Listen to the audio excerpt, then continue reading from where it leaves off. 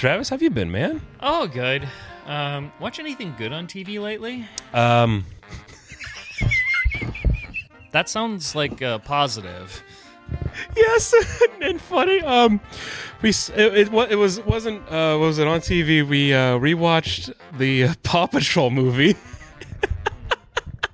and it got me hyped because next year in 2026, the third Paw Patrol movie should be coming out. We're already on the third movie? Yeah, and it's really cool because this is where the dinos come in. Because in the TV show, they go into like a land of the lost area, and there's dinosaurs and like mammoths and other prehistoric creatures, and that's also where you meet one of the Paw Patrol friends and allies, Tracker. Are there like Dino Patrol people? Yes.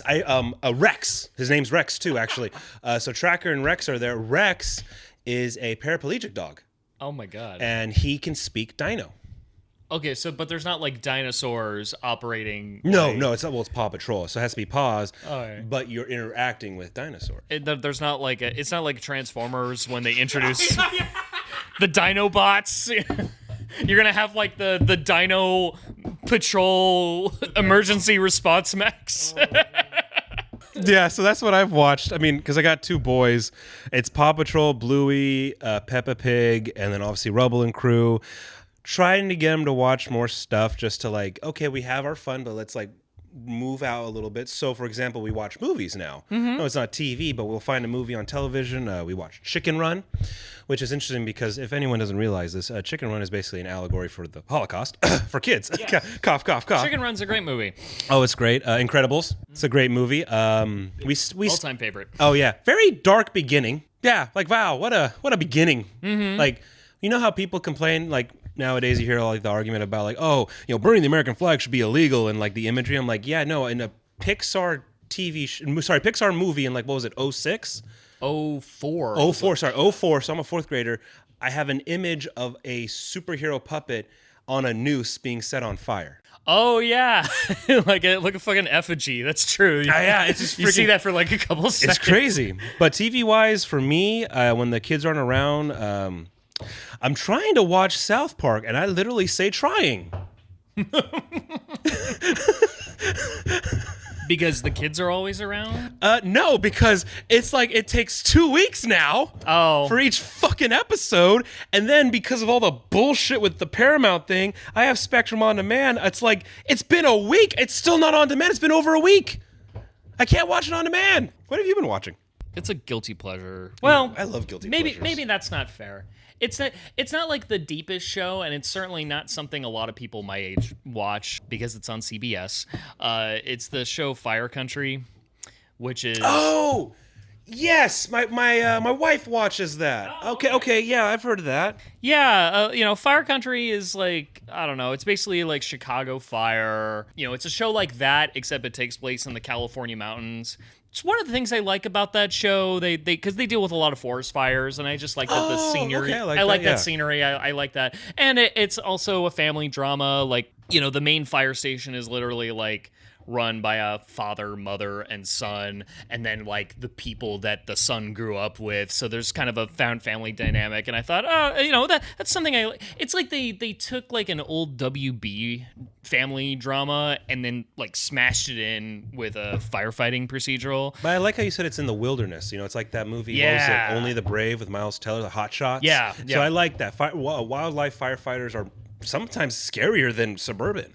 Yeah, I like that. And as someone who lives in California, that hits a little harder for me because we deal with terrible forest fires a lot. And still with the aftermath here. Shit. So like they just started their 4th season. It's the kind of show that does season cliffhangers. Remember we talked about not a lot of shows do season cliffhangers anymore. So They took my son.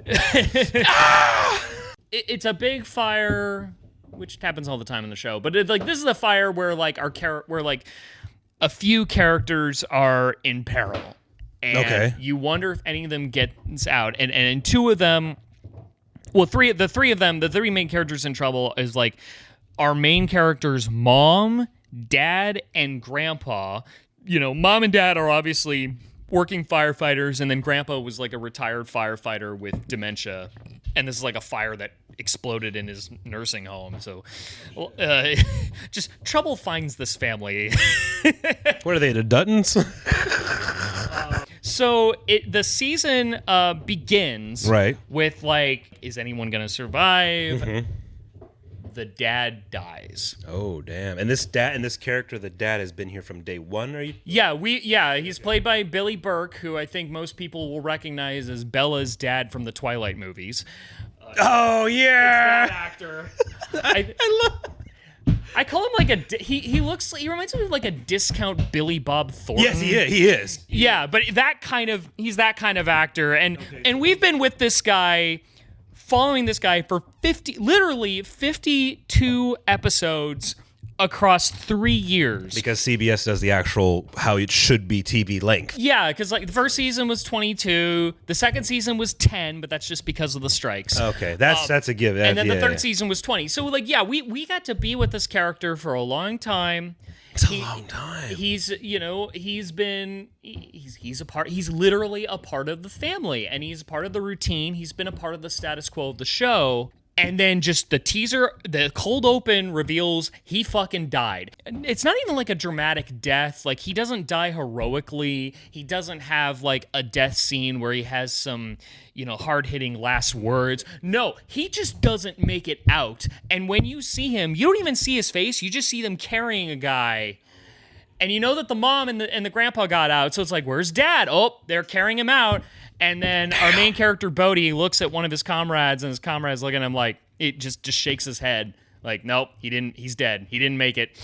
And, which, it's the kind of death that I would normally expect from, like, if the actor decided to leave the show and couldn't be on set that day. But I don't think that's what happened. I think that was intentional on the writer's part.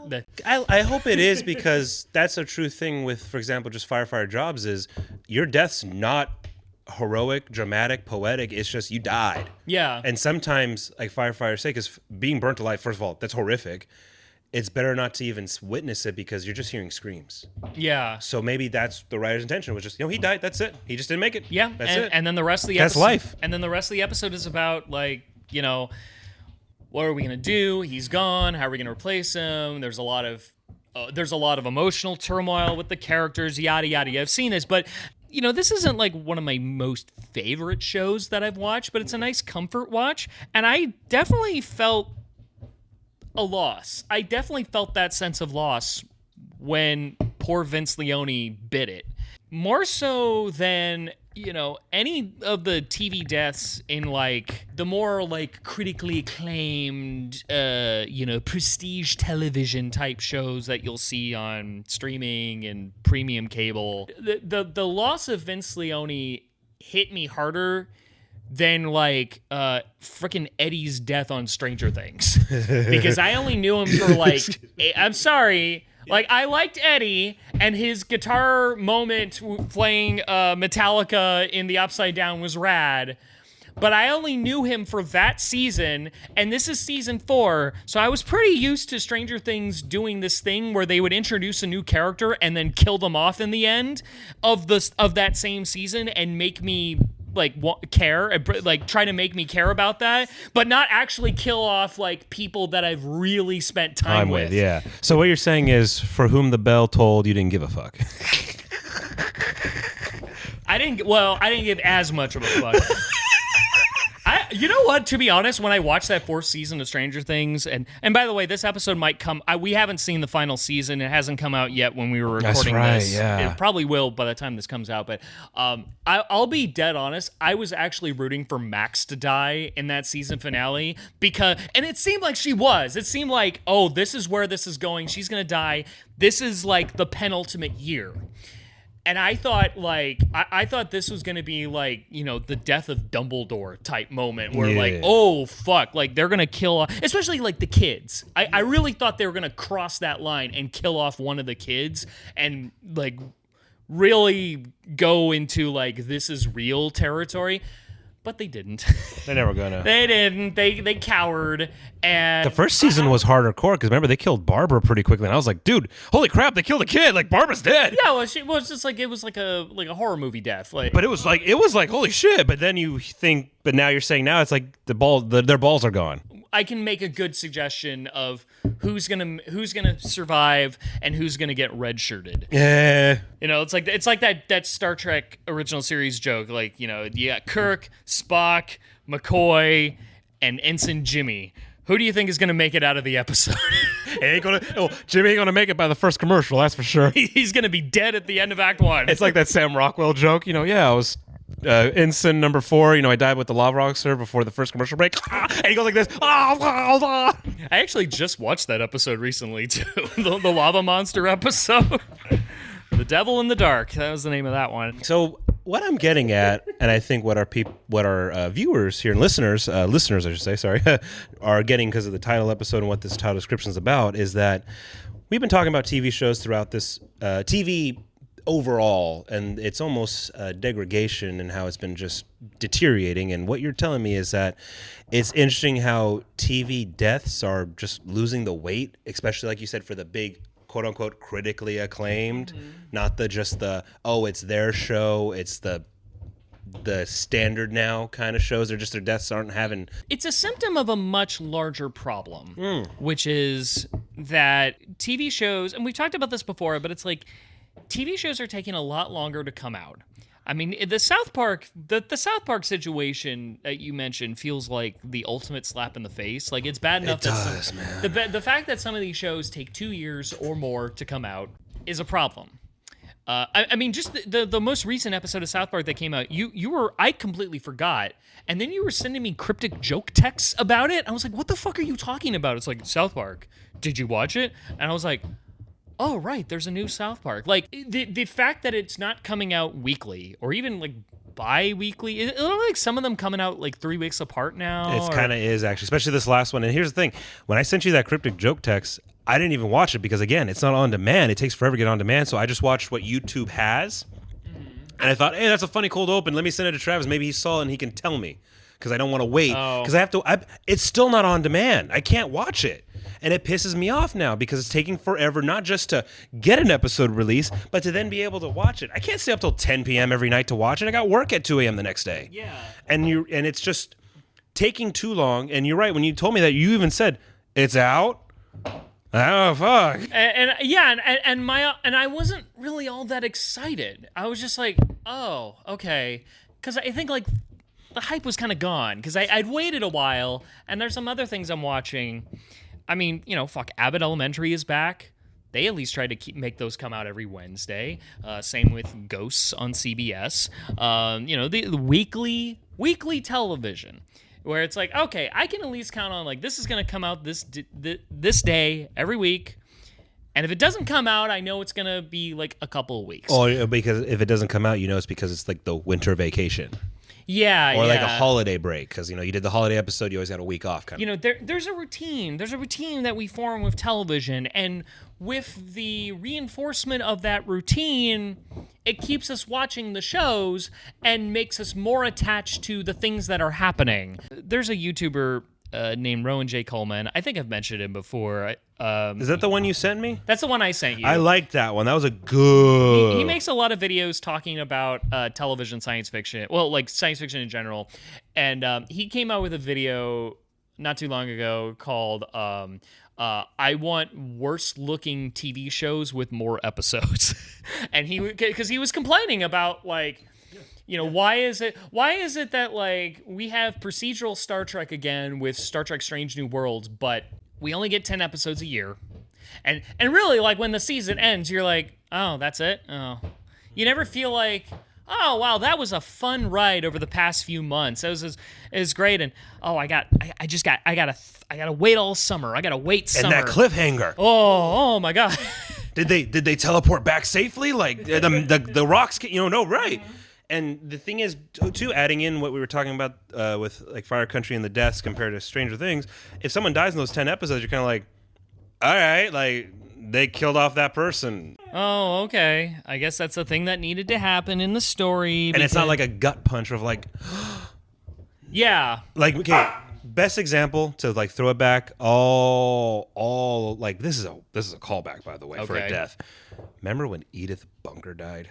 Well, I wasn't. No, but when you watched it, the reruns though, this is a callback to All in the Family. When I found out Edith Bunker died after watching All in the Family, like, you know, so long, I'm like, Yeah. oh, Yeah. I was like, oh my god, they killed her! Like, you fucking killed Edith! Yeah, or I think about, not that I watch this show, but like I think about Grey's Anatomy fans when Dr. McDreamy died. Yes. And what was that, season 10? And you're like, oh, this character that he was like the love interest for Meredith Grey for 10 years, and you just offed him. Like, I remember a lot of people were talking about that. That was a big deal that Patrick Dempsey was not on the show anymore because they killed him. That, you know, the big deal, people give a shit.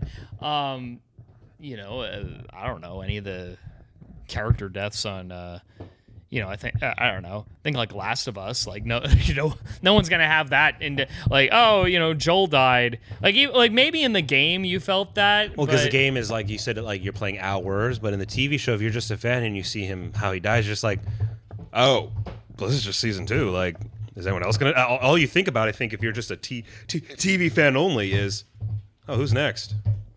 Yeah. Not like a, And if you're like binging all the episodes together, like if you just started to get into Last of Us now, and that's like hour 11 of the show, you haven't really spent that much time with Joel, if you think about it. No, you haven't.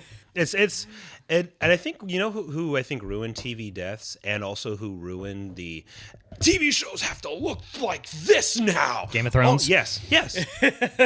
Fucking Game of Thrones. It is, because the thing is, when Game of Thrones first came out, it was cool because it was different. Think about this. Okay, Sopranos, Breaking Bad, Walking Dead, Sons of Anarchy. These are set modern. Mm-hmm. But Game of Thrones is like this. Guess what? Fantasy, bitches. Like, we're going fucking medieval with some fantasy nerd shit, and we're going to get into it. And it's going to look like Lord of the Rings. And that's why it was groundbreaking also, too, though. But they filmed on location. They weren't, like, at the beginning. Remember how they started building crazy sets at the end? Yeah. But at the beginning, that first season was, we found set pieces. We went to Italy. We went to Morocco. We went to, you know, blah, blah, blah, blah, blah. You know, the wilds of Scotland and Ireland. That was different. And we were watching it, and why? We'll talk about the first death. The big death is Sean Bean's character, Ned Stark. Yeah. Why his death meant so much? Because we thought he was the lead. If you never read the books, you think he is the leader mostly. Yeah, if you've watched a TV show, you could see where this was going. Like, oh, Ned Stark's going to realize, like, he's the good man. He's going to see through the corruption, and then, you know, he's going to become, like, some sort of... He's the light in this bad world. Yeah, the light, and he's going to lead us to a bright... Well, obviously, he deserves the throne. And then they just off him in episode 9. But that was the first season for the non-Game of Thrones books fans. But that was something new. And then when Game of Thrones went on, the fun kind of almost like in-house joke that everyone liked but also felt was like this, well, shoot, who's going to die next? Like, it's medieval. In the medieval times, everyone died. Nobody's safe. That was for that show, though. And yes, the show ended like shit, but if you take the season 8 part out, the whole point of that show was we're just showing you the world back then sucked dick. Anyone can die. Holy shit. Don't get too attached because you will cry. That was for the show, though. But now that show's over and we're in a different world of television, it's like, guys, stop trying to look like Game of Thrones and even stop trying to be like Game of Thrones. Get back to old school 26 episode, whether it's 30 minutes to an hour long, episode seasons, and let us live with the characters, because when that death happens, we're going to need a moment to cry. Yeah. Yeah, and I mean 26 now. I mean 26 is even for when like Star Trek was doing it, it was a lot. I mean, like 20 is fine. 16 is fine. Fuck, 13 is fine. Or 15 like The Pit. Or, yeah. And it's sad that we're compromising on that, but we're just saying that's how bad it's gotten. Yeah, and like The Pit, and this is what I've talked about, is like The Pit should be like the shot heard around the world. They don't try to make that show look like, you know, fucking Spike Jonze directed it or anything. It's like the cinematography and the look of the show, it's not all that different from how ER looked. I mean, it's just that they're shooting in 4K now. Yeah, but it literally is, though, it's a bottle episode every episode. It's not like we went to room 4 of the hospital like in Grey's Anatomy and ER or level 10 or there's barely even any parking lot shots. It's literally all in the ER wing, bottled. And the blocking is great because people are doing stuff in the background. It was very cost efficient. It was very easy to produce, which is why there's another season coming out, I think, in January. It's next year, the year after. They made the second season so quickly, almost like it's a real TV show. Cough, cough, cough. We didn't have to wait 2 fucking years for everyone to forget about it and like, oh, it's back. Oh, like House of Dragons and Andor? And it's funny, that's why Andor's only 2 seasons, by the way. They wrote 5, but they realized we're not doing this for 10 years. Because it would take too slow to make. And it's like, why? But why?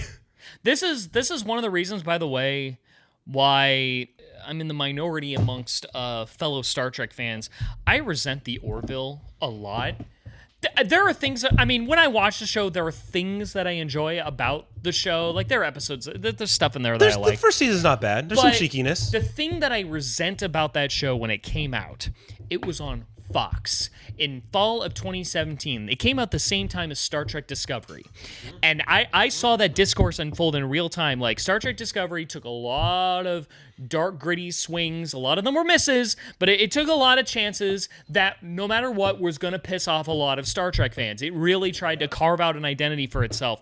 And the Orville was like a shock absorber where it's like, no, we are trying to be a pastiche of Star Trek of the 90s, right down to like the carpet on the floor, the saturated lighting, the kind of bland standard cinematography that was more done for efficiency reasons, which kind of, it's another reason why I hate that look in the Orville, because it's like, can you at least look like you're trying? But the thing that I resent about the Orville, and the thing I resent about Seth MacFarlane's intentions with that show, he just wanted to make a pastiche, basically his own legally distinct Star Trek fan fiction of like the Star Trek that he enjoyed growing up. But with his comedy, with all the money, I see what you mean. With all the money, because that is a very well financed show, and there's a lot of great visual effects, a lot of great set design. Those cafeteria scenes, those are expensive. The Orville's production was not designed with the idea of like, this is a long form show. This is a show that could make 20 episodes a year, or at least enough episodes to go from September to May. Even though you're on Fox.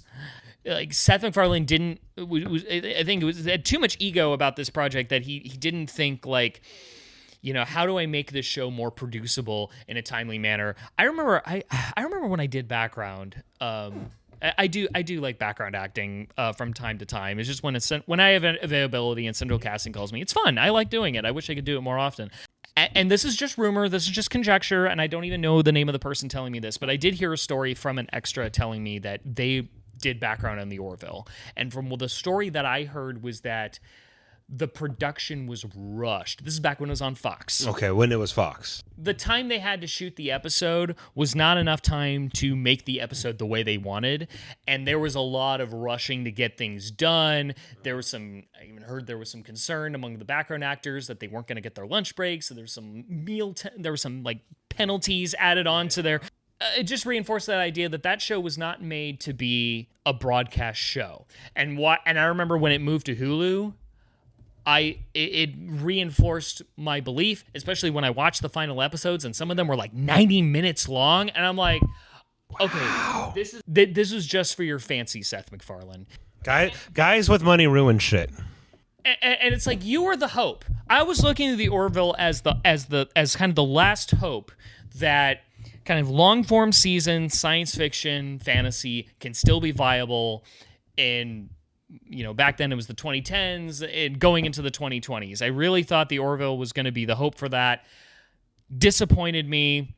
And I don't know if there's going to be a 4th season or not. I keep hearing there will be, but they're keeping it very hush-hush, so I don't know what's going on. As far as I'm concerned, that show is dead until something happens. Wow. They used to know how to make TV like that, but now there's... Game of Thrones fucked everyone. Fucked everything. It's like, oh, we got to put all the money into this. We got to have a budget of like, every episode's got to have like a $20 million budget. Every single episode. God. Battle of the Bastards was made that worse because of how much it ended up being costing. It was like $60 million. Even though it was a great episode, but for the show. But now, not every episode should be $60 fucking million. It was, like that's not cost effective, and that's also stupid. It's just stupid. Like, look at a show like The Expanse on Amazon. That is a cheap show, but it's a cheap show where they know how to put their money. Oh, because that is also a really good looking show, but that was not costly to make. And I was at Austin Film Festival last year. And I saw a panel with Naren Shankar, who was the showrunner of The Expanse. And I actually asked him a question. I asked him for the Q&A portion, because the strikes were going, it was like they were going on. No, they were just ending. The strikes were ending. And I asked him, like, what is your hope? Because everything was cutting back. Hollywood, we're going to slide back cuts. We heard about all that, yeah. And I was like, what is your hope on the viability of science fiction and fantasy on television? He had a more positive take than I anticipated. He said, well, I hope these studios realize that they don't have to spend $50 million an episode for a show. Like he said, I heard that for Game of Thrones, and I was like, what the hell? He was shocked at how much Game of Thrones cost, and he said that, like, when I tell people what the budget of The Expanse was, everybody is shocked. But in his view, he felt like The Expanse, like, it was a lot. It made the show easier to produce. It made the show come out in a timely manner better. You're gonna lose a lot of money, like. It's like you're putting all your eggs in this high budget basket, like in a very like throwing spaghetti in the wall fashion, and you're not considering, like, okay, well, not all of these projects are going to be successful, and if more of them are duds than you realize, that's a lot of money that you're not getting back, at least not quickly. So it's like, maybe you want to, like, invest in more stuff, like The Pit, for instance. I like how you brought that up about, like, investing better, being more efficient, because, okay, let's just take two examples of groundbreaking television. Whether you're a fan of it or not. Let's put groundbreaking in quotes. Yeah, because whether you're a fan or not, these, for example, two shows on two very different channels were huge and dominated conversations all the time. Yeah. Sopranos from HBO. Yes. And Breaking Bad from AMC. Mm-hmm. Sopranos started off at $2 million per episode, and wasn't that like a 10 seasons, right? Almost like, what was it? How many seasons was Sopranos? I think it was on for seven. And they made this, and HBO made longer seasons. Okay, back then. 7. But started off at $2 million per episode. By the final season, which it makes sense, over time things get more expensive, but that's because of longevity. Yeah, and actors get pay raises. Yeah, $6 to $7 million per episode. Okay, at the end. Yeah. But look at the show. Mm-hmm. Look at that show. Cheap, efficient, to the point. Whether you like it or not, whether that ending finale pissed you the fuck off or not, it captivated America. Yeah. Another show's go down. Breaking Bad, AMC. Started. How many seasons was it? You said it was five seasons, 62 episodes. 5. Okay, perfect. Started off $3 million per episode. By the final season, all 16 episodes cost about $56 million at the end. In total. Okay. By the final season, so beginning is $3 million per episode. The end, it was about $56 million for everything. At the end, for the entirety of season 5. So that basically, if I do the math right, what is that like? Was that like $3.5 million average per episode? Because it's 16 episodes for that final season. Yeah. But you get what I'm saying is that's the longevity cost. We all understand longevity cost because the famous story about Friends. At the end, they all got paid how much? $1 million per episode? Equally, too, because they negotiated together. Exactly. But that was at the end of 10 seasons. Mm-hmm. That's a growth. We as TV consumers are not upset about longevity. We get that. Hey, if something goes on for 20 years, hey, they're getting paid. But this is what we're talking about, how cost effective it was. These two shows captivated America. Yeah. Most talked about. And you couldn't. It's like Shrek 2. You couldn't go anywhere without hearing someone say these two words: Sopranos and Breaking Bad. Yeah. Look how cheap they were at the end. Mm-hmm. With actors who were doing stuff outside and becoming their name bigger, like Bryan Cranston. Yeah. Like his name was growing. Yeah. And he was already established before this show. Yeah. But that's what I'm saying. So it just shows you it's like the money. It's like, what's going on here? You can make a fantasy epic, or a sci-fi epic like Andor, but it doesn't have to be $60 million an episode, even if the actors are established or not. We also need to dispel any myth that, like, well, maybe, like, the new generation of television viewers are into shorter seasons, and that's not true. We know that's not true when we look at streaming data from like Nielsen and stuff, that the most popular shows on like Netflix and these other streaming services are older television shows. There's a lot of old, already past the end of their run television shows that aired on like broadcast network. Yeah, like Friends is really popular. Well, what was the joke about Netflix? It's the Office streaming service. Yeah, until it wasn't. But that was the joke for how long? And here's the thing to talk about money, because we're saying TV stopped trying to be a movie, right? Yes. Let's talk about a fantasy epic that our fathers know by heart. Ladies and gentlemen, there is a great fantasy epic. It's British. It's big, and holy shit, does everyone love it. From 1981, what do you think I'm talking about, Travis? It's a big fantasy epic. 1981, and it's British. Well, it has something to do with King Arthur. But Yeah, Excalibur. Excalibur, okay. Fantasy epic. Okay, It's a fantasy epic. Cost about 11 million USD. Think about that. I wonder what that is in today's dollars. But think about that. Already. You know that like the first Indiana Jones movie, Raiders of the Lost Ark, if adjusted for inflation, would have been a $70 million budget? That's low. Like by today's standards of what a big budget movie is, 70 million is not much. And then compare that to the Indiana Jones. No, it's 11 million. 39.2. Sorry. For inflation? Yes. Okay. That's still not bad. That's like the lower end of mid-budget. Sorry to cut you off, but you were right. I should adjust it. So it was 11 million back then, adjusted for 39. That just shows you, folks, like what you're saying about, what was it, Raiders, right? Yeah. Yeah. It's just, you don't need all this crazy stuff to make a show. And it's like TV. Stop being movies. You can do it. Supernatural. The Walking Dead. Yes, regardless if it got stupid and soapy, but still.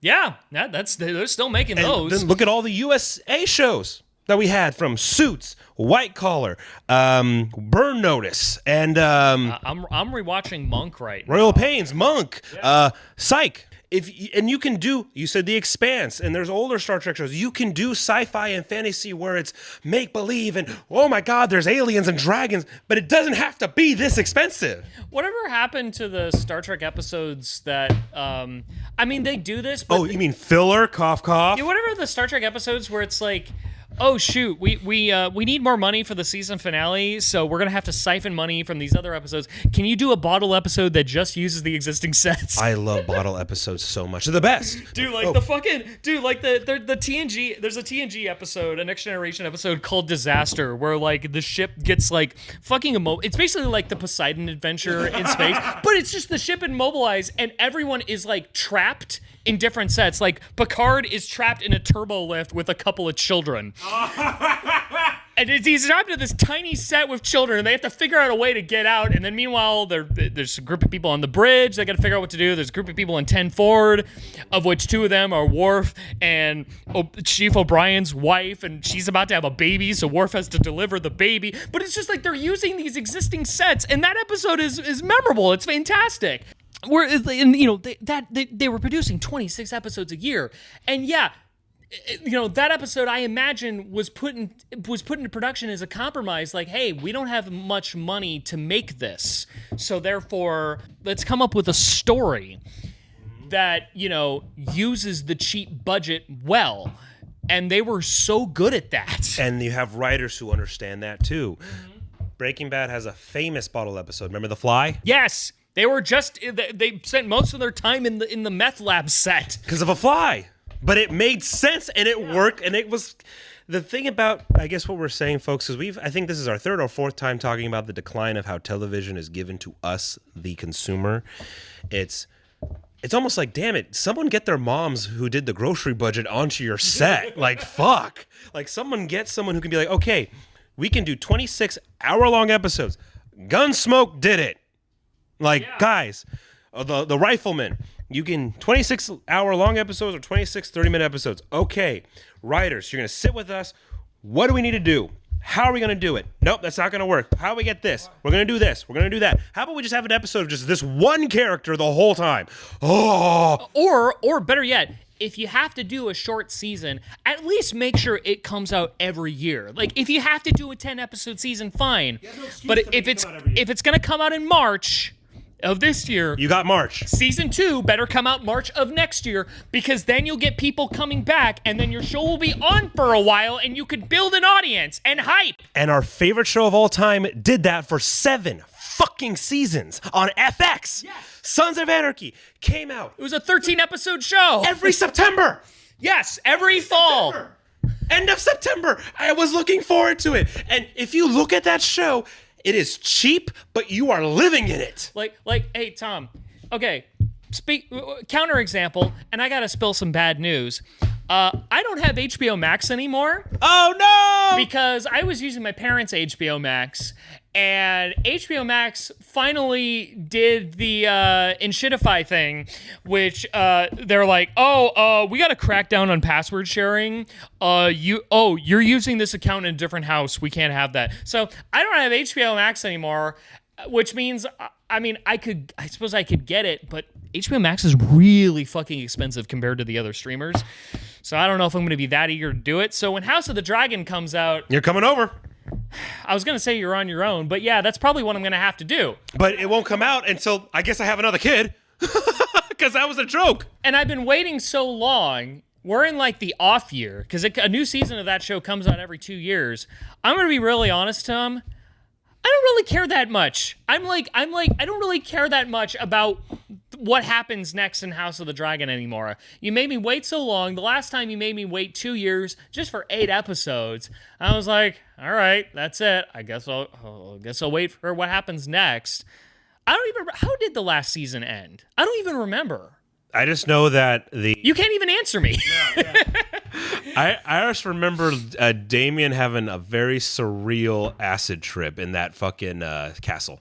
Oh, God. Yeah. Damon. Yeah. Matt Smith. I don't know what the fuck that was going on there. Well, it was because that house is showing the castle is so haunted that it affects the psyche. He was in there for like the whole season. Yes, he ran off like a little bit, but that's what I'm saying. And I'm like, what? Didn't you want him to, like, after 5 episodes, you're like, get out of that castle. We're sick of the castle. Nothing is happening in this subplot. Get out of the castle. We're saying that because there's only 1 episode left. Get out. Not like it was like, oh, well, we got 20 more episodes. Let's see what happens. Yeah. It was like, dude, the finale's next week. Go home. God, people don't know how to write, like, efficiently anymore. Just like that whole castle thing, that should have just been 1 episode. Him going nuts in the castle, figuring out what his purpose is. They should have just devoted an entire episode to that castle instead of stretching that out. I was, I on my Star Trek watches, I watched this one episode of, there's this episode of Deep Space Nine called For the Uniform. It's in the 5th season, season 5, episode 13, and it's like a fugitive hunt. You know, that's like the premise, that they're chasing a fugitive.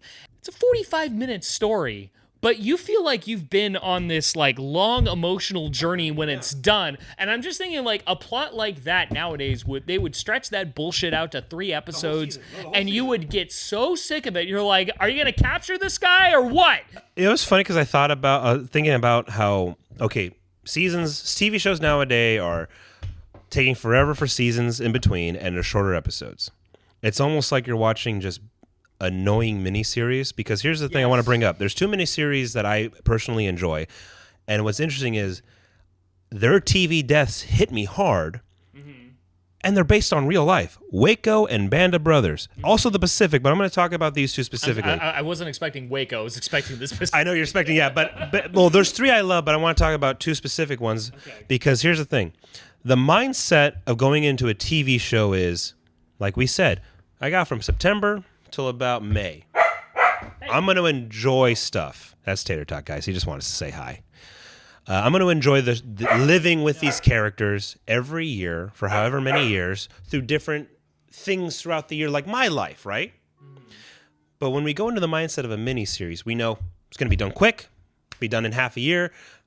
Our mind is emotionally ready to accept more and get it quickly. So, for example, let's do Band of Brothers. Yeah. And this is real life. So, historically, we should have known who was going to die and live. But when character deaths happen, like James McAvoy's character in the Operation Market Garden episode, I was like, oh my God, he died. I was like, yeah.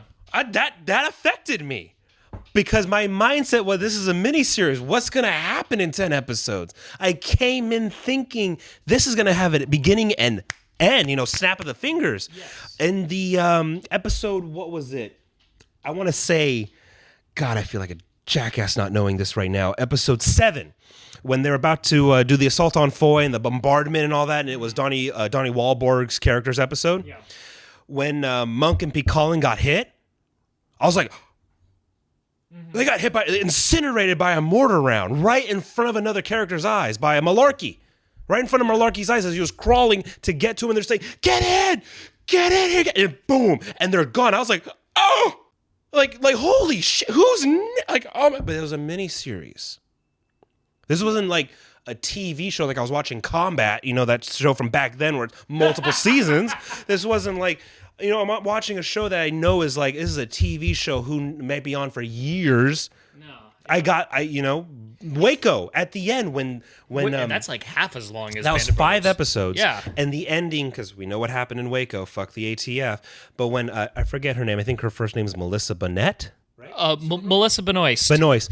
When her character died, because this is historically accurate, we all know who died and lived, but when she died holding her son's arm, I was like, oh, yeah, I didn't expect. Yeah, you could say like, well, it was the finale, Tom. I'm like, yeah, I didn't expect it though.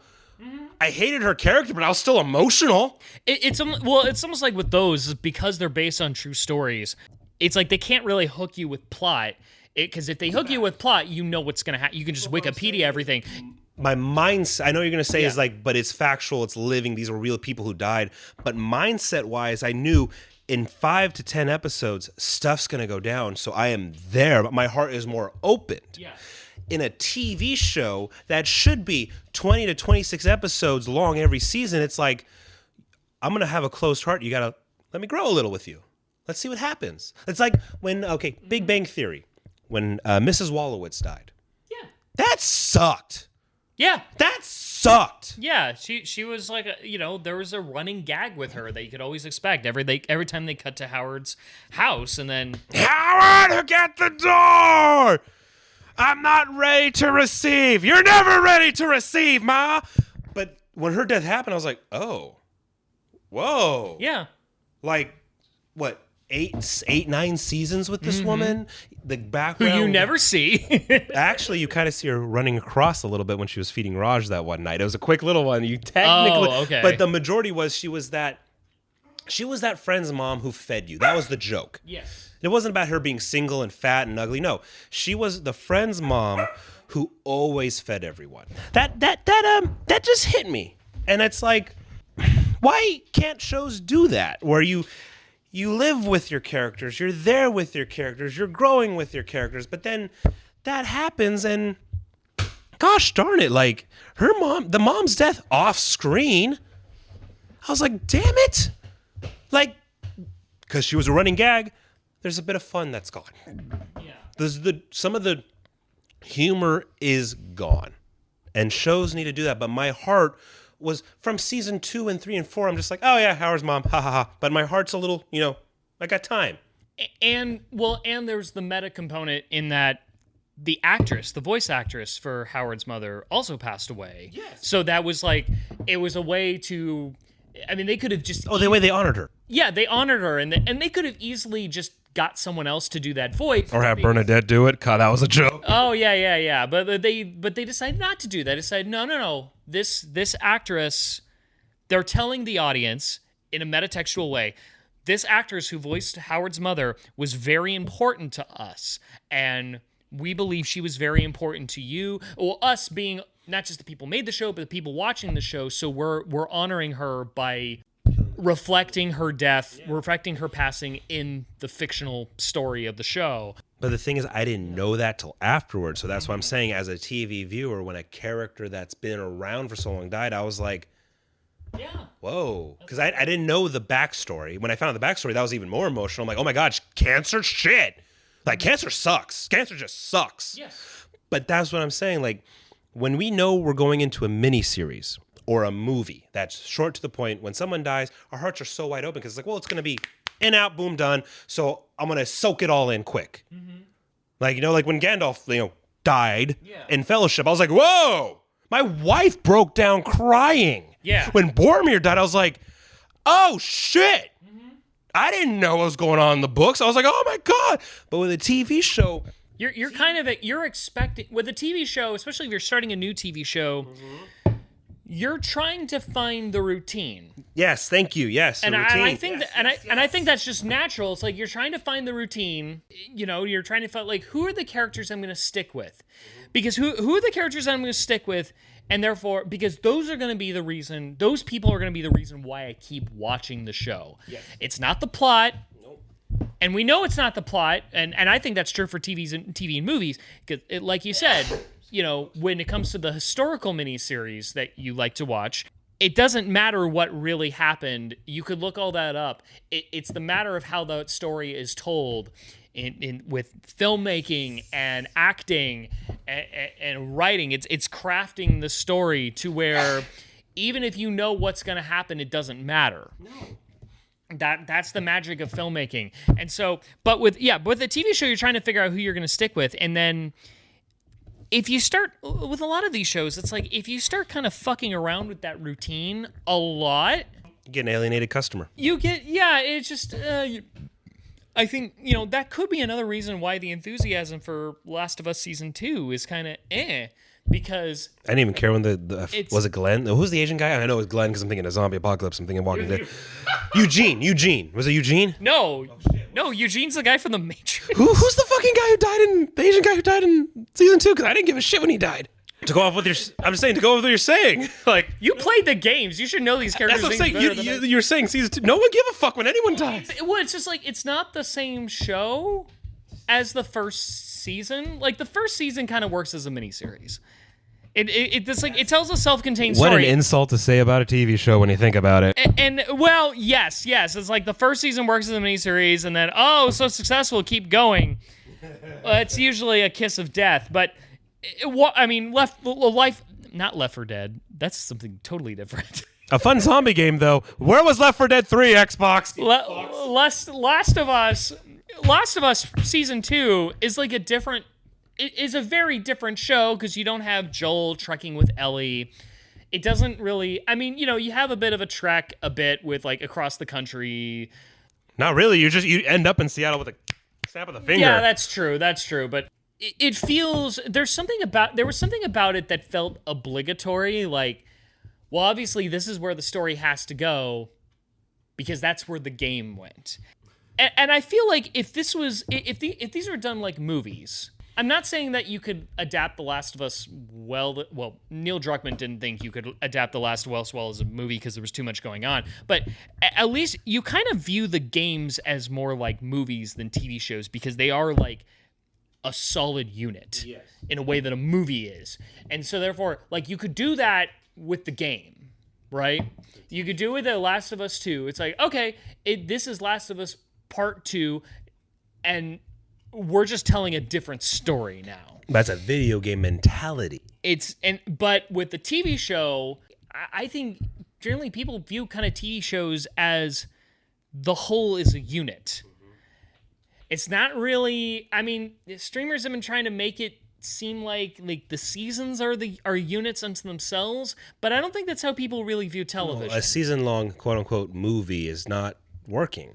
We want the whole show to be, hey. It's like Modern Family. I was there for 10 years.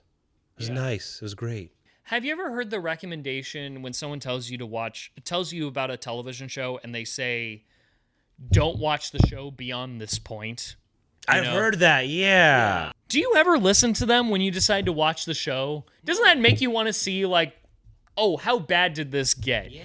The joke Game of Thrones. Let's break that joke. Just watch the first 7 seasons and first 7 seasons and the first 2 episodes of Game of Thrones season 8 and just that's it. Like I could say, like I've always said this about Star Trek Enterprise.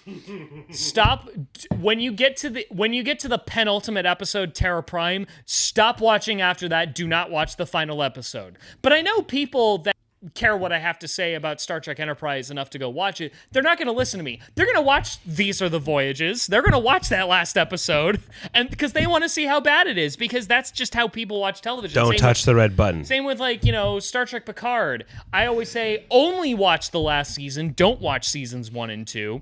But they're going to watch seasons 1 and 2 anyway. I know that when I finally finish my 90s Star Trek rewatch with my wife, that we're eventually going to go through Star Trek Picard, and we're going to go through seasons 1 and 2 again. And oh my God, the bad, embarrassing shit that happens in season 2, I'm going to have to watch that again. And I'm not looking forward to it, but it's like my wife is like, you got to know. You got to know what happened. That's just how we watch. That's just how we watch television. Oh, and of course the inverse of, like, when people say, oh, it's bad through, like, the first... I remember people saying that about, like, Star Wars The Clone Wars. Like, it's kind of lame through the first half of season 1. Yeah. And it's like, just stomach through it. And that's why I didn't watch it for a while. Because I'm like, I don't want to waste my time. No. I want my show to be good right off the bat.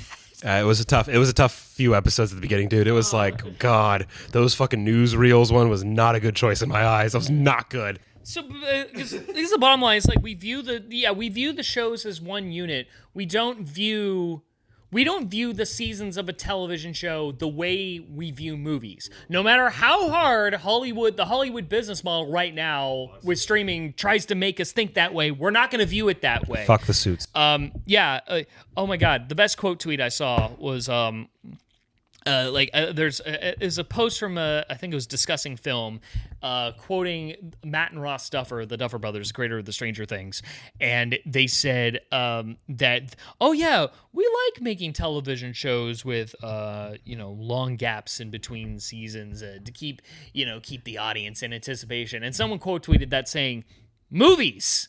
The thing you want to make is movies. That's what movies do. TV shows don't do that." And I will argue, hey, Lord of the Rings, back to back to back motherfucking years. So don't even bullshit me with that, too, because it can be done.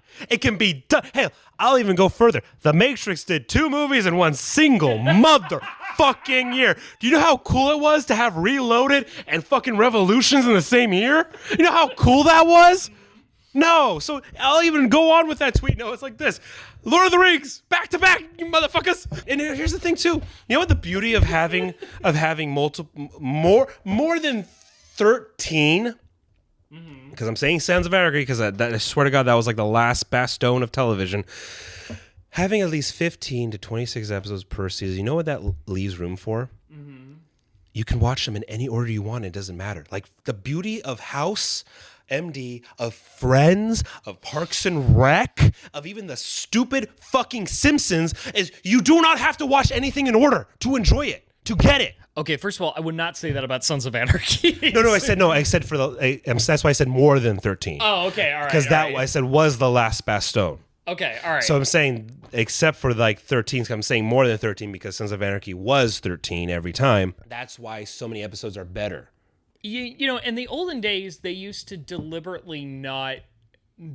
like discourage when television shows would reference like earlier events because of that, because this is going to be shown in reruns, it's going to be shown out of order. But actually, what I found when I would watch, because that used to be how I would get into TV shows, I would watch reruns. Out of order. And sometimes, mostly the reruns, they were procedural, but sometimes they would call back to earlier episodes. And with those callbacks, and I may not have seen those earlier episodes, but that got me more interested in what was going on. Like, ooh, I need to watch more of this. I want to know what happened. Maybe eventually they'll show that episode and it'll be like, oh. And then when streaming came around, well, goddamn, like I would, would go through the show in order, be like, oh, that's what happened. Like I had those moments a lot when I did a recent rewatch of all the Stargate shows, and I remember as an elementary schooler. Call back to one of our episodes. Yeah. I as an elementary schooler, I remember, after Star Trek Enterprise got canceled, my parents got cable, and so and Sci-Fi Channel had Stargate SG-1 reruns weeknights at 6 p.m. so dinner time. So I got to like catch up with the show as new episodes, as they were in their 9th season and new episodes are coming out. And that's just you could get into a television show like that. It was just as expected. And yeah, I watched them out of order. But it didn't matter because you got it all. I picked up on things. And I like how you said callbacks because we're not callbacks. Like, yeah, sometimes it's cool to have that big callback, but we're also talking about shows that don't have the tiny callbacks. Okay, Joey. We all know Joey loves food. It's a recurring callback to the point when at the later end of the series when Ross and Rachel had their daughter and like Joey didn't share food with her as a baby. And what did Joey say? Joey doesn't share food. But we know that about Joey and his love for food. It's like this. Yeah, no, Rachel, you're an idiot for thinking Emma could take a fry. No, but it's like it's we miss the tiny callbacks of character development, not story arc. It's nice to have a story arc callback. Yeah. It is because it's like, yo, for the fans. You know what I mean? But we want character callbacks because that makes you look at the show. George Lopez show I watched completely out of order and I loved it. Again, I go back to that Rowan J. Coleman video. Just I want works-looking TV shows with more episodes. It's like we don't need it to look like you spent $50 million on it. Like just get it. Just get your standing stats, and then do what you can. And actually, the great thing about those episodes, about those old shows, it was kind of like a stepping stone for directors. Like, maybe they wanted to make film, but they'll start on television, and they'll start, confined with a budget and confined with somebody else's creative oversight. But it allowed a lot of opportunity for directors to flex their muscles in those conditions. This is another reason why I resented the Orville was like at how much they wanted to make it look like Next Generation. It's like Next Generation looks the way it does for efficiency reasons, which means when directors and cinematographers did creative things under those tight constraints, it was like a revelation. Like, oh, they're doing, there's some creativity going on under adversity. The show didn't look like that because they were trying to make it look a certain way. It was just so they could produce it efficiently. And so, there's that combination of constraints and efficiency and timely production. And if you watch a bad episode, then maybe the next one will be better. It doesn't ruin your fucking show. Because there's multiple episodes. And also, too, nowadays, there's not just one sole writer and creator like, cough, cough, cough, Taylor fucking Sheridan. I'm just saying, you're right. Spielberg got his start directing TV shows, and that's why he's Spielberg. But it's not like one singular motherfucking person did everything. And I love how you said, shittier looking shows, more episodes. Because guess what? Let's talk about a quote-unquote shitty-looking movie, because that's what TV's trying to do, that is a major, not even cult classic, that is a major part of cinema America. That is the definition of American cinema. There's a great fucking movie that came out, and it does, yes, look like shit. Came out in, what was it? Hold on. 1992. There was a great movie that came out in 1992 that fucking just blew heads. Blew minds, and this director-writer is now a big fucking staple in cinema where when he finally makes that next film, everyone's going to go see it. I am talking about the 1992 film Reservoir Dogs. A shitty-looking film with cinematography, like how it looked, right? Cheap as hell. So cheap that the actors had to buy their own suits. Cheap? I don't know if I would say it's shitty looking. I think that's a fine looking movie. I'm quoting the YouTube thing about saying shitty looking shows, more episodes. That's what we're saying. Because the YouTuber we were talking about, he didn't mean for it to look like dog shit. He meant cheap. That's what he meant. So it's a cheap... He was being facetious. Thank you. So that's what I mean. So back in 1992, you know how much that movie Reservoir Dogs cost? Yeah. 1.5 mil. Yeah. So adjust that for inflation today. That's a little over $3 million. A movie, that's low budget. A movie that is quoted today, a movie that is rewatched today, a movie that is taught in cinema schools, in filmography. That's a $3 million movie. That is an excellent example, Tom, because it's like why that movie is fondly remembered and it's nothing to do with budget or anything is that Tarantino wrote a tight script that served his budget limitations. Yes. I think that is like the true measure of a solid screenwriter is like if you can make a producible script for a small budget and it's a tellable, it's a not tellable. It's stupid. A really great story, a really fascinating narrative, and then a director that could make do with that small budget. This is why, this is why I always say, like, I want Zack Snyder's next movie to be like $50 million at most. I think Zack Snyder's kind of a hack filmmaker because all his movies are like, high. It's like he relies on gimmicks, high special effects, and therefore, and all his movies on Netflix suck because he was basically just given carte blanche to do whatever the fuck he wanted. And I'm like, no, this guy needs to scale the fuck down. He needs to make movies with real sets and real, like, he needs to fucking limit himself, and that'll prove if he ever decides to do that, and if he that to me is like the true test of whether or not he's actually a good filmmaker. You know how much 300 was? How much? 65. In 2006. Yes. 65. Yeah. Wow. So that's what shows you, though. You can do it. You can do it. Mm-hmm. You can it's, again, get someone's mom in there who does the grocery budget. You have no idea how much my mom and my wife together can stretch a grocery budget for 6 people. Mm-hmm. 4 of them being males. Yeah. Because, that stereotype of boys eat a lot. Yeah. And you know how much I eat, Travis. Mm-hmm. So I'm just saying, get someone's mom in there who can do a grocery budget. Because I swear, it's like, you said Zack Snyder perfectly. It was $65 million to make 300. And 300 to this day holds up visually. Yep. Can do cheap to the freaking nickel penny. Yeah. 26 episode seasons with quote unquote shitty looking television. And it'll still be fine. And we'll love it. And we'll live in it. And we'll be happy. And if you can make it producible and people watch it and be like, yeah, let's we'll watch it. We'll watch it. If people watch it and it's popular, you can produce the next season in a timely manner, and you can maintain that audience, and it'll go on for a long time. And then Warner Brothers still makes like millions of dollars off of Friends reruns. And Big Bang Theory reruns. Those are like money makers, even though those shows aren't on the air anymore. But they still make money off of those. Yeah. Like, and you can only do that. They could only do that because those shows are on to make like 200 episodes over the course of 10 years. Like they built their audience, and then they had enough material and content to maintain and even grow that audience in the years afterwards. Remember how long it took to get every single season of Atlanta, even though how cheap it is when you look at it? Mm-hmm. I hated how long it took for 4 seasons. And I feel like a lot of that was just the actors. A lot of the actors were also, like, Donald Glover was also writing the show, and a singular person who was running it. Yeah. And he got caught up with other projects, and then it gave time for the other actors to become famous. Yes. But that's the thing, though. A singular person writing, directing, creating, this is a part of the problem, too.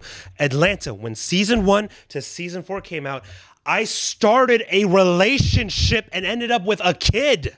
It's like when I watched the X-Files, one of the fun things... X-Files and Star Trek... these 2 shows in particular where when I watch an episode, before, like, after the teaser... I start kind of guessing in my mind, who wrote this? Like, there's some X-Files episodes where I'm like, oh, Vince Gilligan definitely wrote this one. Like, this feels a little... Like, there's something... Where maybe it's because I've watched Breaking Bad, but it's like, oh, this feels Vince Gilligan-esque. And there's some episodes of Star Trek where some that are a little more about military and honor, I'm like, oh, Ronald D. Moore wrote this one, didn't he? Or if it's more horror-oriented, I'm like, oh, Brandon Braga wrote that one. That's like that's also a fun experience where you feel like you're forging this like relationship. If you're really into it, you could actually forge a relationship with the writers. Like, you can tell each writer has a style. Like, you notice like trends in the episodes they write. It's like, oh, that's their shtick. Yeah. And then what a great way to also then be a part of it as an audience member, where you're not just following a character and the actor, you're following the director, you're following the cinematographer, you're following the writer, you're following this. Maybe you found your favorite extra. Great example of Friends for a background character who became big at the end. Who doesn't love Gunther? Mm-hmm. Who doesn't love or that old guy who died in his apartment? Oh, Deep Space Nine was like was like the gold standard of like taking these side characters, and then by the end of the show they're like some of the most important characters ever. That's would be nice. And then if they died, gut punch. Yes. Yes. You know what would be a fun way to end this fun episode right now, talking about just TV shows, TV deaths, because I'm going to tell you something. And because it's our favorite episode, your favorite TV show between you and me, after Sons of Anarchy, I can't, and a little bit of Game of Thrones, because like when certain people died in Game of Thrones, like when Hodor died, that was, when Hodor, that was tough. What was Baratheon's other brother, one of the Baratheon brothers, Stannis? When he died, that was that was hard. That was the only death that I can think of from the end of Sons of Anarchy to now. That's almost 12 years. Yeah. The only death that ever got me emotional, like an impact emotional, where I teared up, and yeah, I'll admit it, I fucking teared up and cried a little bit, was from a video game. Noble 2. Noble. Oh. When Kat died in the Halo Reach, when Noble 2 died, oh god, I texted you when I found that out. Yeah. And when I played the game again, I texted you. Yep. I was just watching that through cutscenes on YouTube before I played the game, and I got emotional when she cried. When she died, I was tearing up. So let's talk about TV deaths that, what did you say? I remember when you were texting, it was got you mad, got you happy, got you sad. Yeah. Let's do it. Okay, I'll start with a death that made me happy. Okay. The death of Agent Stull on Sons of Anarchy. Yes! Yeah, I was so happy when she died! Fuck that manipulative, loathsome. She was more evil than Damian Pope. The shit that she did to Opie, that set off the chain events that led to his wife getting murdered by mistake, might I add. Shot her in the back with an Uzi. And thought it was him. Oh. And then the whole witness protection scheme. Opie was a rat. And then yeah, but it's not just the fact that she got off, that she got her comeuppance. It was how she got her comeuppance, where she basically lost everything, and the Sons had her cornered, and then it's like, get in the car. Opie had the fucking Uzi. He's like, get in the car, sits in the front seat, and she is vengeful, venomous bitch. To see her like terrified. She's sobbing like a little girl. What a great actress too. Oh my god. The network president's wife, might I add. She's the wife of John Landgraf. Which I'm just imagining those conversations between like her, John Landgraf, and Kurt Sutter. Like, all right, here's the stuff I'm gonna have your wife do on the show. Boss. It's not because I hate that your wife is acting. No, because she's good. Because your wife is a good actress. But the way she fucking died on the show, she is crying and terrified and begging for her life. And he says, "Put your hands on the wheel." And Opie is like in psycho mode right now. Sweet, miserable Odie. Put your hand on the wheel. Please, you gotta understand. And then, holding the Uzi to the back of her headrest, and he says, "This is how Donna felt." Three bullets, just fucking. That felt so good. Okay, Kelly Stahl's death. Happy. Mad. The death of Trip Tucker on Star Trek Enterprise. Ooh. My favorite character in Star Trek Enterprise. Trip Tucker, a.k.a. Lieutenant Commander Charles Tucker III. He was something very different for Star Trek. Enterprise was an attempt to have a Star Trek crew that felt more like us, because it was only 100-something years in the future, and he was a Floridian. Really? Okay, so it was just 100 years ahead of us. Yeah, like the Federation wasn't formed yet. It was like the first ship to go to Warp 5, so they were kind of going for that right stuff vibe. Okay. He was. What a great movie, by the way. Watch that, folks. He's from Florida, the character of Trip. And so it was kind of an homage to like the space program coming out of Florida. And he was the engineer. So he talks about like working on the warp engine with like a southern accent and kind of a folksy, hard on his sleeve demeanor that you'd expect someone to talk about their muscle car project, which made interactions with him and other aliens fun to watch, especially when he's talking to other Vulcans, because it's kind of like watching Bones and Spock in the original series. It's also probably why they paired him up romantically with T'Pol, who was like the Vulcan, the sexy Vulcan in a catsuit character on the show. They had an on and off thing going on in the show. It was great. Yeah, he died in the final episode. And the worst thing about his death is that it didn't actually affect how the story played out. It was just there for shock value. They tried to make it seem like, he did this noble sacrifice type thing, and it's all very rushed, and I get it. They wrote that episode because they found out they were getting canceled, so they had to quickly write an ending. It was that type of situation, and it's probably you hate to see it on television, but this is like the worst. They went about trying to do it in the worst possible way, and I could do a whole episode talking about why These Are the Voyagers is like one of the worst Star Trek episodes ever.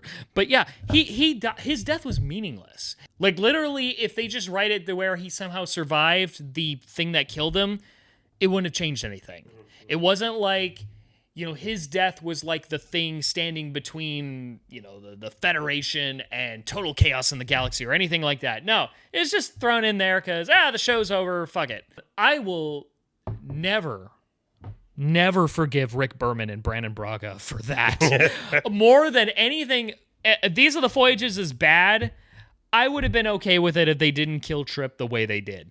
I would have maybe been, I would have been, I mean, it would have sucked, but I would have at least, it was like the kick in the nuts, the cherry on top to the piece of shit, the shit ice cream.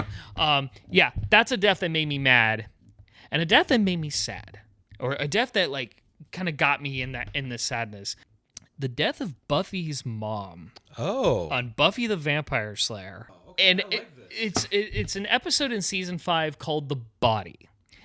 And they set it up long in advance where they established that Joyce Summers they established that she had a brain tumor, and she's been dealing with that, and then her cancer went into remission.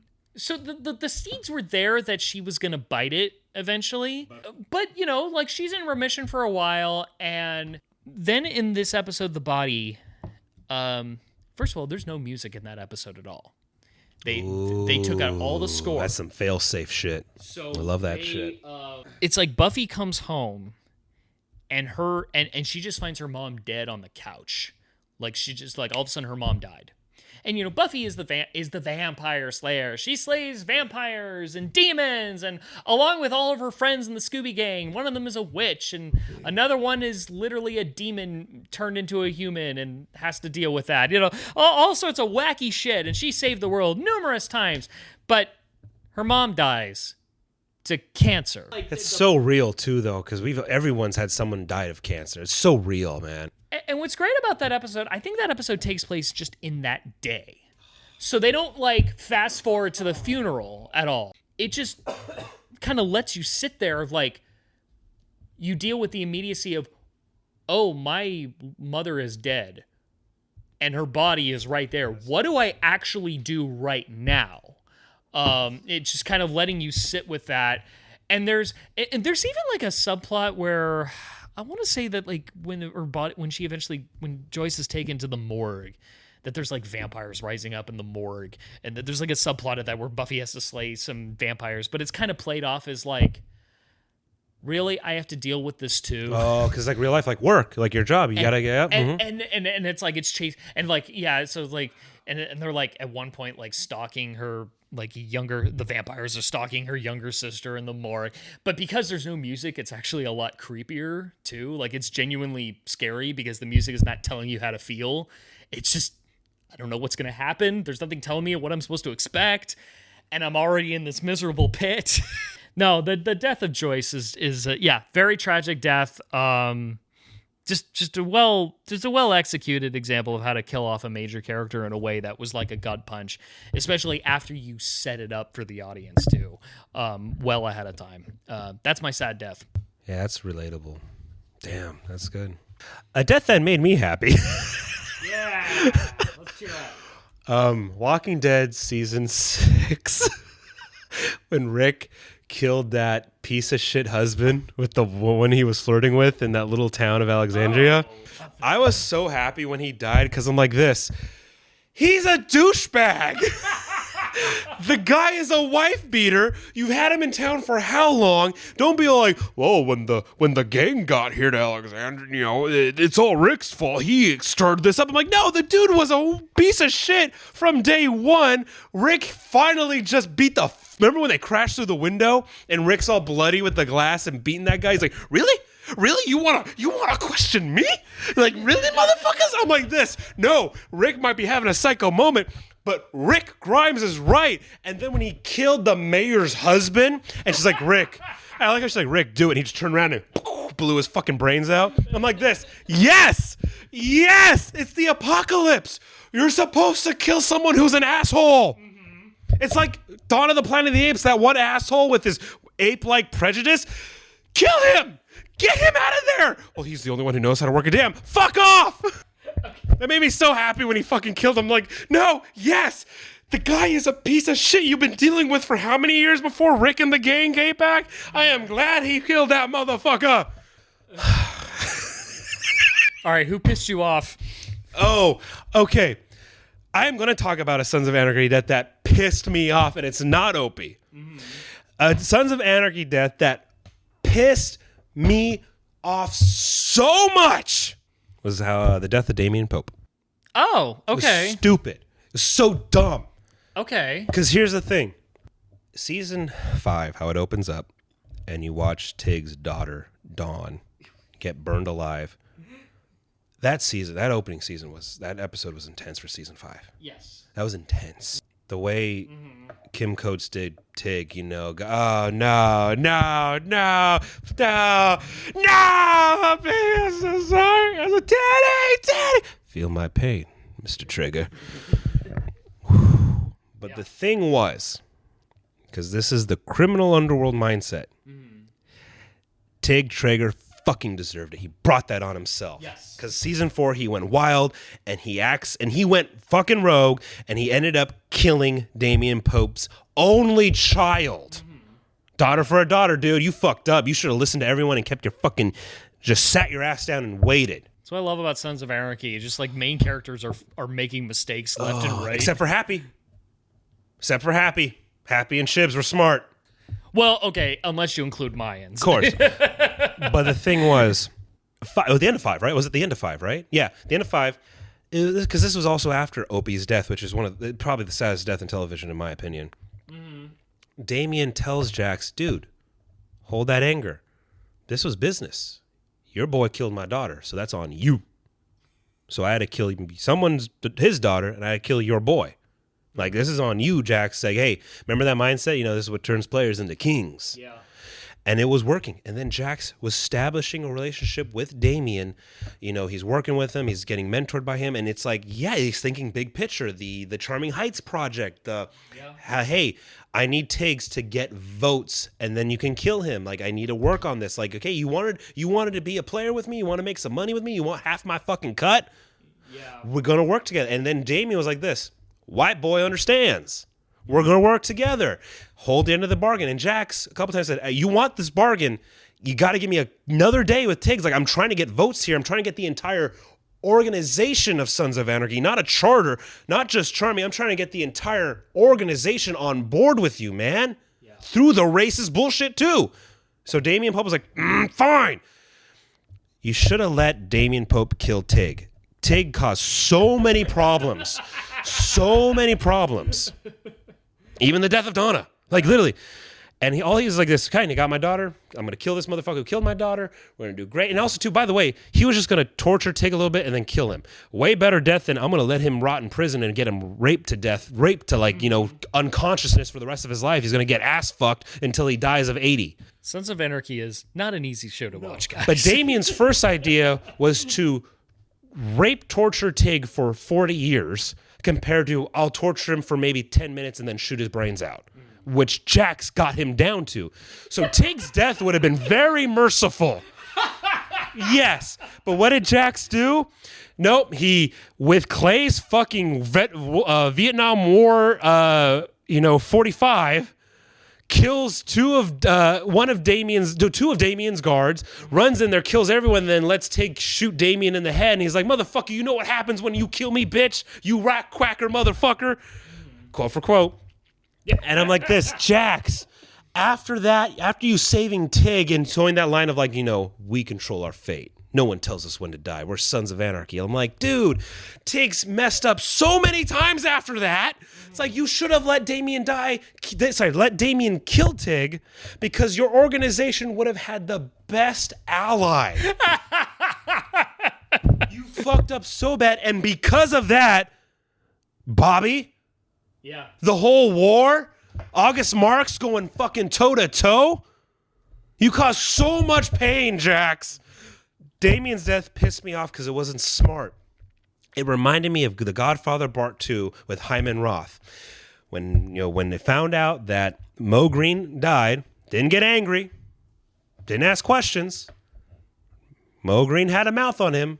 I knew it meant business because this is the business we've chosen. I didn't ask who pulled the trigger. Yeah. It's that mindset, the business mentality. That death pissed me off. That death actually really pissed me off because it caused so much more pain.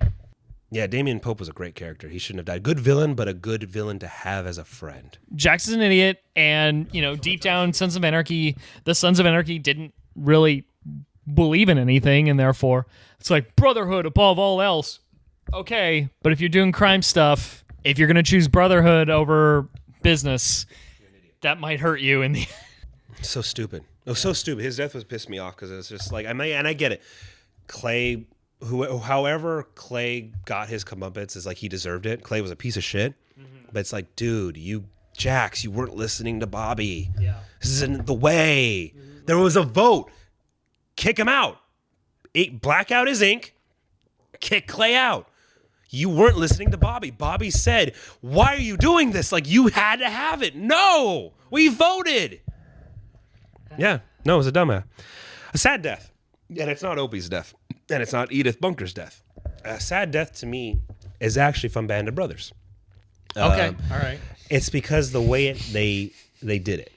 Again, I read the book once, so I don't know exactly if for sure this is how this person in real life actually died during the Battle of the Bulge.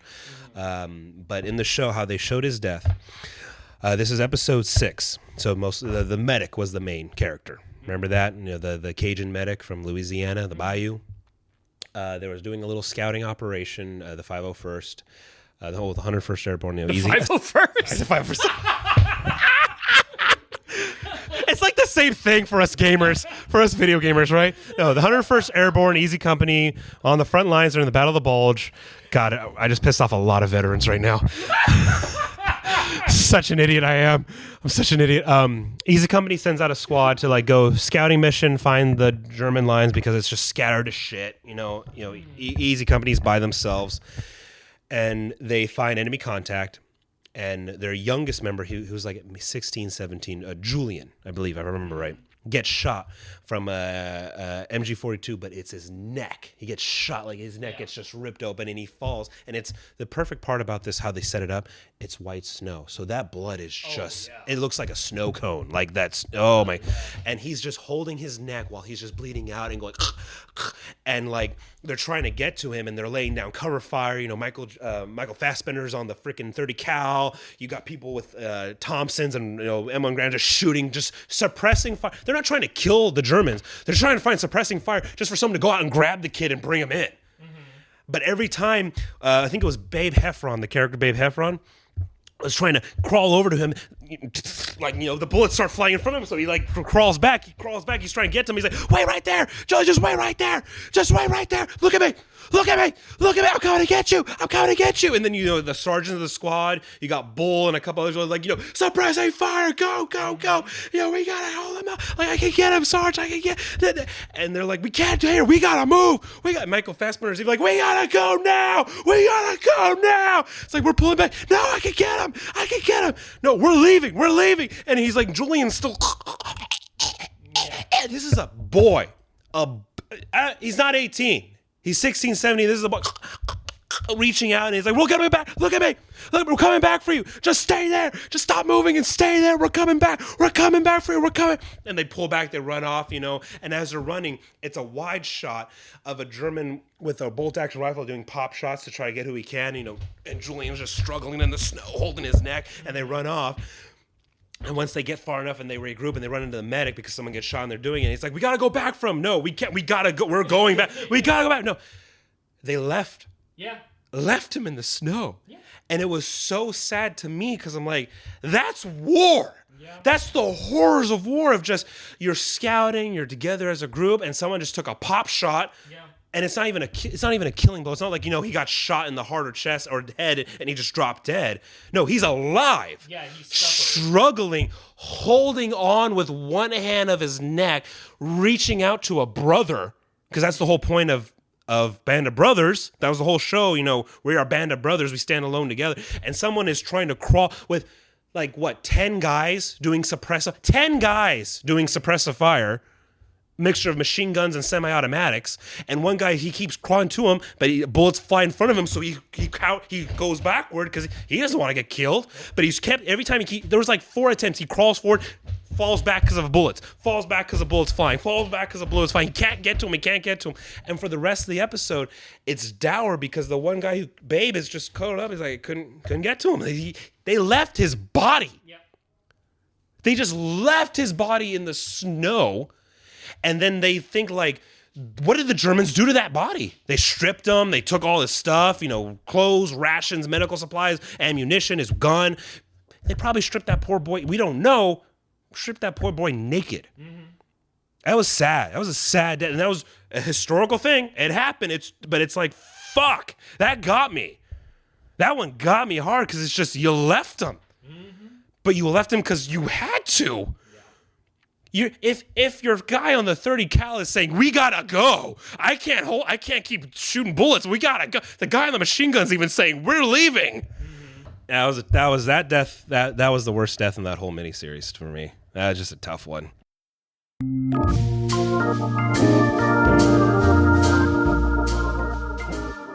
TV, just get back to normal. Yeah, get back to normal. Stop getting drunk off of money. Stop huffing the cocaine and losing money. Same as you, TV actors and writers. Just get the, hey, all these conglomerate CEOs, maybe actually watch TV. I don't know if you actually watch TV. Watch like the TV you grew up with, yes. And then try to figure out a way to bring that back. And don't just think, well, I can throw money at it because I'm super rich. No. That's not how it works, buddy. You throw money at a casino, not at art. Yeah, that's a good phrase. You throw money at a casino, not art. Look at a show like The Pit. Ask why, and be like, wow, why is that so successful? Yeah, look at it, even though I said I stopped watching it because I just hated the fact that it went into the stupid gimmick of a mass shooting. That's just me personally. But look at that show still. Look at that show. That's us, folks. That was a fun episode. Sorry. I didn't think we'd be talking that long. All right. I hope everyone enjoyed this. Good afternoon, good evening, and good night. Bye, everyone. Hope you had a long commute.